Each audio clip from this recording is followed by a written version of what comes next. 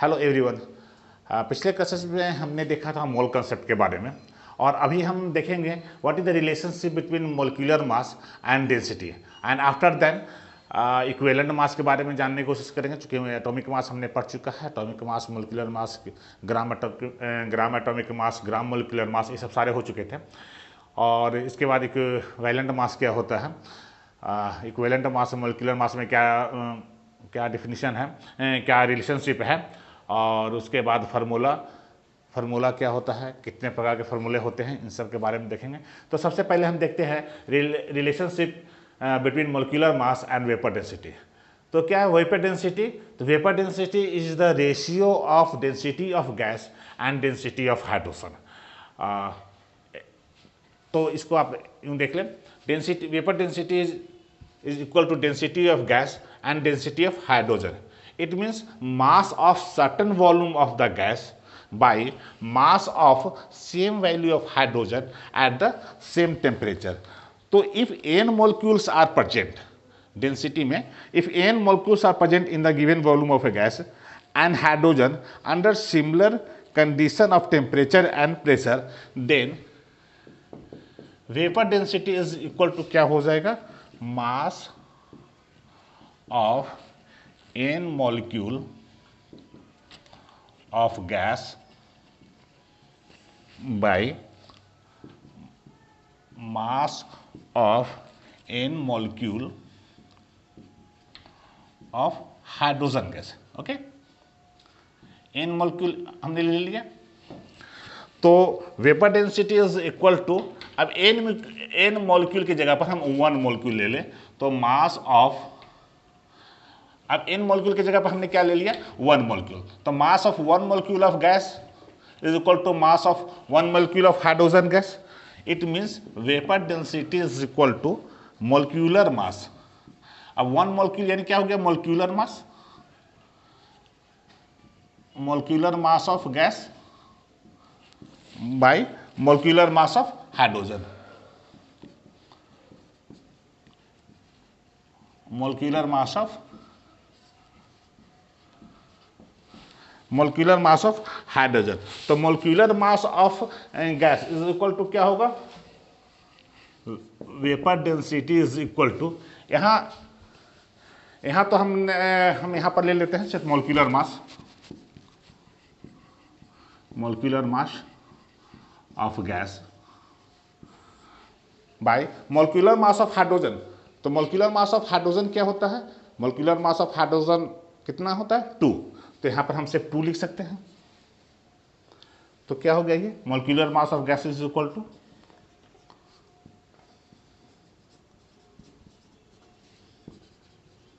molecular mass of gas is equal to 2 into vapour density.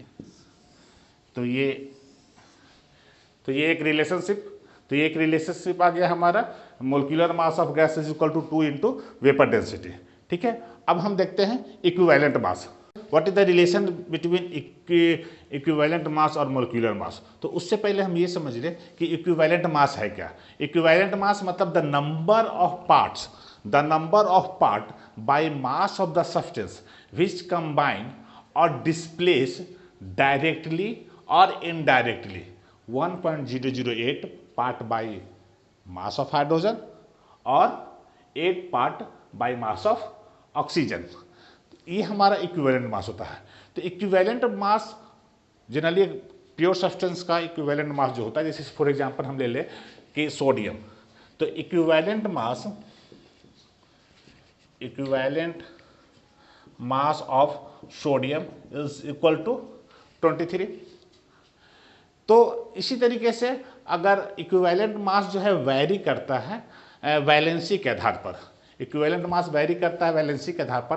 अगर हम copper oxide Cu और Cu2O इन दोनों का इक्विवेलेंट मास निकालें, तो Cu और Cu2, इन Cu क्या है, 63.5 parts of copper, 16 parts of oxygen के साथ कंबाइन करता है. 63.5 पार्ट्स ऑफ कॉपर 16 पार्ट्स के साथ कंबाइन करता है। तो यहाँ पे इसका इक्विवेलेंट मास कितना हो जाएगा, हम निकाल रहे हैं CuO का। The equivalent mass of copper is equal to क्या हो गया, 60 copper in CuO is equal to क्या हो गया 63.5 बाई 2, इट मीन्स 31.75। तो equivalent mass of copper in CuO कितना हो गया। अब निकालेंगे नेक्स्ट क्या, इसका निकालेंगे equivalent mass, the equivalent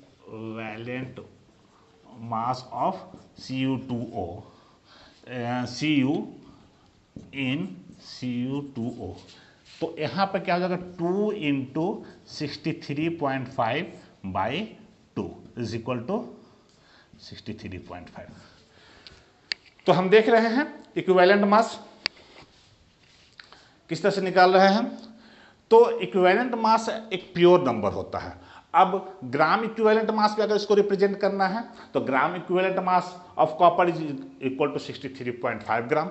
gram molecular mass में करेंगे तो gram molecular mass of CuO is equal to 63.5 gram.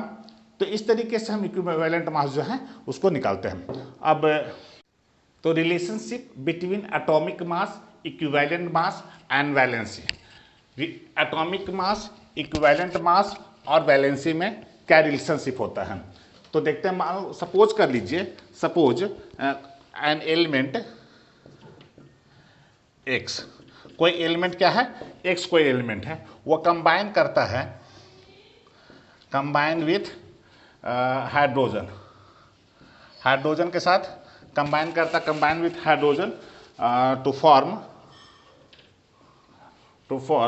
XHN। क्या बनाया, XHN बनाया।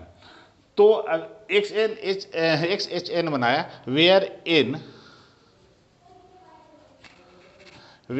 N इजकल टू क्या हो गया, valency.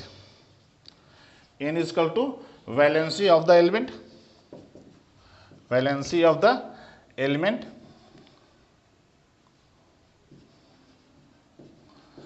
Valency of the element X।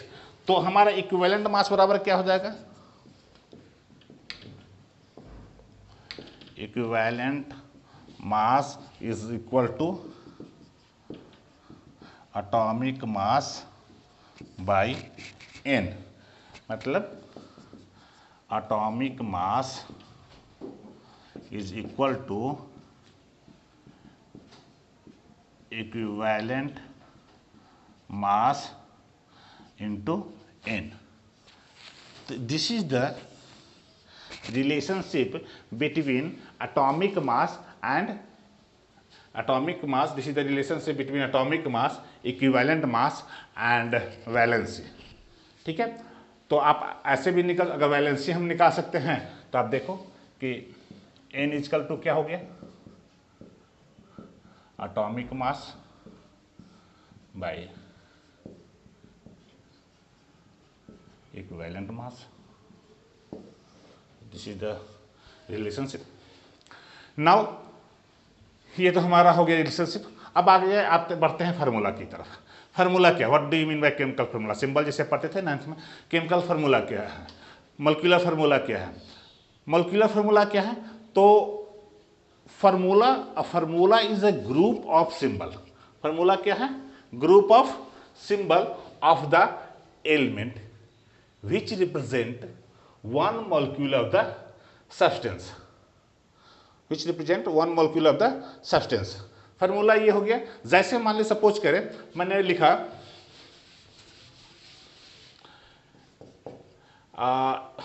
HCl।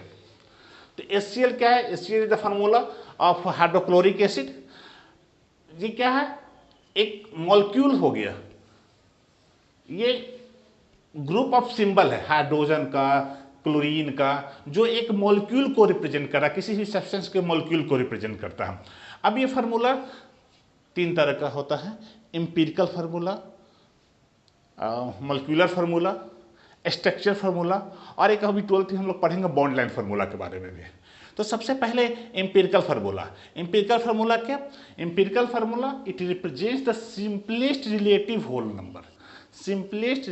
Whole number ratio of atom of each element present in the molecule of the substance. For example ले ले आपका empirical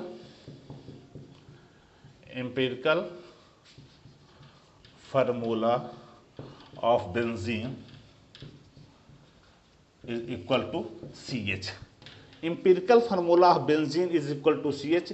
Here carbon and hydrogen represent simple ratio 1:1. One atom of carbon, the ratio of one atom of carbon and one atom of hydrogen is 1:1.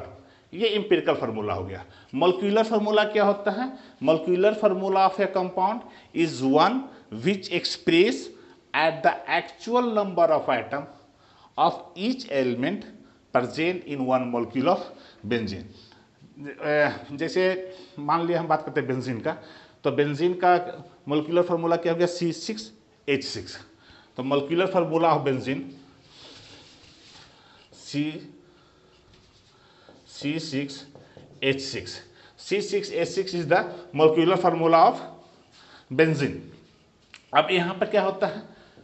Carbon और hydrogen, 6 atom of carbon and 6 atom of hydrogen, 6 atom of carbon and 6 atom of hydrogen, ये represent कर रहा है benzene को। तो what is the relationship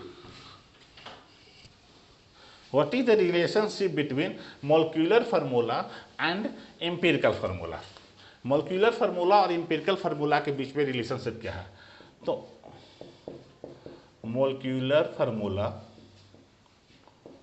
is equal to n into empirical formula। n is the number, और हम ऐसे भी कर सकते हैं where n is equal to molecular formula by empirical formula। n is equal to molecular formula by empirical formula। तो इस तरीके से हम किसी का भी मोल निकाल सकते हैं। इससे बहुत सारे न्यूमेरिकल्स भी आते हैं, इसको हम लोग सॉल्व करने की कोशिश करेंगे। तो पहले अब आता है कि व्हाट इज द, क्या मॉलिक्यूलर फार्मूला का क्या क्या इंफॉर्मेशन हमें मॉलिक्यूलर फार्मूला से मिलता है, मॉलिक्यूलर फार्मूला से हमें क्या रिलेशन मिलता है? तो मॉलिक्यूलर फार्मूला से मिलता है वेरियस एलिमेंट। जैसे मान लिया हमने लिखा ना एक मान लिया H2SO4, ये सल्फ्यूरिक एसिड है। तो इस फार्मूला से हमें क्या मिलता है? Various element present in the molecule. कौन कौन एलिमेंट यहाँ पर प्रेजेंट है? हाइड्रोजन प्रेजेंट है, सल्फर प्रेजेंट है, ऑक्सीजन प्रेजेंट है। उसके बाद और क्या मिल रहा है? Number of atoms of various element in the molecules, कितने कितने एटम्स हैं इसमें, ये हमें पता चल जाता है। Mass ratio of the element present in the molecules. अब हाइड्रोजन का मास कितना है? जैसे सिंपली अगर हम ले लें कार्बन डाइऑक्साइड, कार्बन का कितना हो गया? 12। ऑक्सीजन का कितना हो गया? 32। 12 इज 32, 3:8, तो 3:8 मास है। तो mass ratio of the element present in molecule, ये पता चल जाता है। मॉलिक्यूलर मास निकल जाता है। CO2 का मॉलिक्यूलर मास कितना होगा? Molecular mass of CO2 12 plus 16 × 2 44U। तो मॉलिक्यूलर मास में पता चल जा रहा है। The number written before the formula, मान लिया जैसे कि अब हम H2 + Cl2 क्या आता है? 2HCl। तो फार्मूला के पहले ये जो नंबर लिखा हुआ है, the number written before the formula indicate the number of molecules, कितना मॉलिक्यूल्स है। जैसे यहाँ पर नंबर ऑफ मॉलिक्यूल 1 है, यहाँ भी नंबर ऑफ मॉलिक्यूल 1 है, यहाँ पर नंबर ऑफ मॉलिक्यूल 2 है। तो ये पता चल जा रहा है the number written before the formula indicate the number of molecules. उसी तरीके से तो ये सब जानकारियाँ जो है हमें मॉलिक्यूलर फार्मूला से, ये सब सारी जानकारियाँ हमें मॉलिक्यूलर फार्मूला से प्राप्त होती है। नेक्स्ट आपका है स्ट्रक्चर फार्मूला।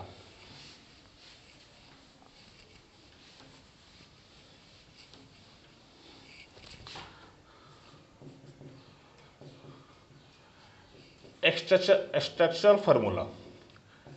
स्ट्रक्चरल फार्मूला क्या है? जो एटम है वो एक दूसरे से कैसे, किस बॉन्ड से जुड़े होते हैं। जैसे हम सपोज करें methane, in case of methane one carbon atom is linked with 4 hydrogen atom. Yeah, in the case of ethane,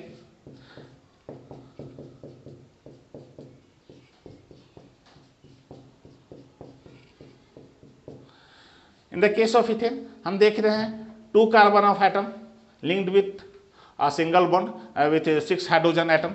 तो यहाँ पे ये क्या हो गया? ये स्ट्रक्चर फार्मूला हो गया, ये आपका स्ट्रक्चर फार्मूला है। उसके बाद एक और आपका आ जाता है bond line formula. Bond line formula ये 12th क्लास में हम देखेंगे। बॉन्ड लाइन फार्मूला, कभी कभी स्ट्रक्चर फार्मूला को हम और संक्षिप्त में करते हैं, बॉन्डिंग से दिखला देते हैं। जैसे अगर हमको दिखाना है ब्यूटेन, तो ब्यूटेन का फार्मूला क्या होता है? C4H10। ये ब्यूटेन का फार्मूला है। तो ब्यूटेन को अगर हम दिखला रहे हैं तो क्या हो रहा है?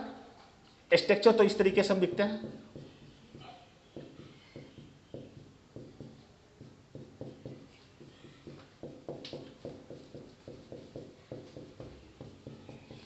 ये हमारा ब्यूटेन हो गया।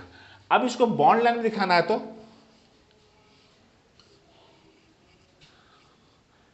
ये ब्यूटेन का हो गया। यहां देखें ब्यूटेन, ये जो देख रहे हैं ये कार्बन है, 1 2 3 4, ये सिंपल ब्यूटेन है। अगर हम वही ब्यूटीन दिखाएंगे तो एक और यहां दे दिए डबल बॉन्ड, ये हो गया ब्यूटीन। तो ये ब्यूटेन और ये क्या है? ब्यूटीन। ये ब्यूटेन, ये ब्यूटीन। एक और होता है आपका कंडेंस्ड फार्मूला। कंडेंस्ड फार्मूला, जैसे हमने यहां पर क्या लिखा है? ये ब्यूटेन है। ब्यूटेन को ऐसे लिखा हुआ है, ये CH3 CH2 CH2 और CH3। इसको हम क्या करते हैं? शॉर्ट, इन शॉर्ट ऐसे भी लिख सकते हैं, CH3 CH2 whole to CH3। तो ये आपका हो गया कंडेंस्ड फार्मूला। तो बहुत सारे यहां पर हमने अब क्या देखा? बहुत सारे फार्मूला के बारे में। एम्पिरिकल फार्मूला तो देखा ही, फार्मूला में हमने देखा empirical formula, molecular formula, structure formula, bond line formula, condensed formula. तो इन सारे फार्मूला को हम लोग अलग अलग जगहों पे सुविधानुसार यूज करते हैं। कभी कभी एग्जाम में आपको पूछा भी जाता है स्ट्रक्चर फार्मूला लिखने के लिए या बॉन्ड लाइन फार्मूला लिखने के लिए। तो उन सबों को हम इस तरीके से आप इसको समझ लें। और भी बहुत सारे जो इससे संबंधित रिलेटेड जो क्वेश्चन होंगे वो डिस्क्रिप्टिव में आप चले जाएं, आप या तो कमेंट बॉक्स में अपना टाइप करें, और बहुत सारी जानकारियाँ जो है आप मेरे यूट्यूब चैनल पर आप इसको देख सकते हैं। इसको आप अच्छी तरीके से समझ लें और फिर उसके बाद हम नेक्स्ट क्लास में आपसे मिलेंगे। धन्यवाद।